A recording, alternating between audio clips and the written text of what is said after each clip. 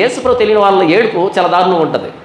ఎందుకని వాళ్ళకి తెలియదు పాపం. మరణం దాకా ఆలోచిస్తారు కానీ మరణాన్ని దాటి వాళ్ళు ఆలోచించలేరు.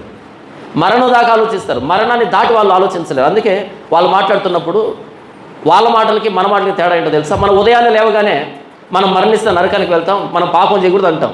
కానీ వాళ్ళు అంటారు ఉదయాన్నే మరణం అంటావు ఏంట్రా, ఇంకో మాట రాదా నీ నోటికి అని అంటారు. వాళ్ళు మరణం అనే పదాన్ని వాళ్ళు అపశకునంగా భావిస్తారు, అశుభంగా భావిస్తారు. ఏంటి మరణం అంటావేంటి, చావు అంటావేంటి, ఉదయాన్నే ఇక వేరే మాట రాదా అంటారు.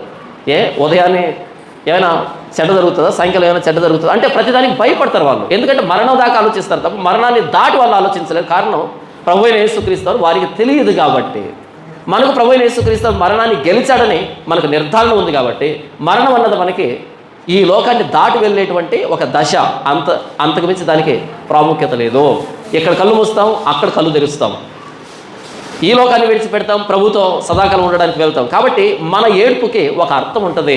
మన ఏడ్పులో ఆనందం ఉంటుంది, మన ఏడ్పులో నిరీక్షణ ఉంటుంది. కానీ ఇతరుల ఏడ్పులో నిరీక్షణ ఉండదు, నిరాశ ఉంటుంది. కుప్పగొలిపోతారు, గుండె పగిలిపోతుంది, డిప్రెషన్కి వెళ్ళిపోతారు, ఇక లేవరు.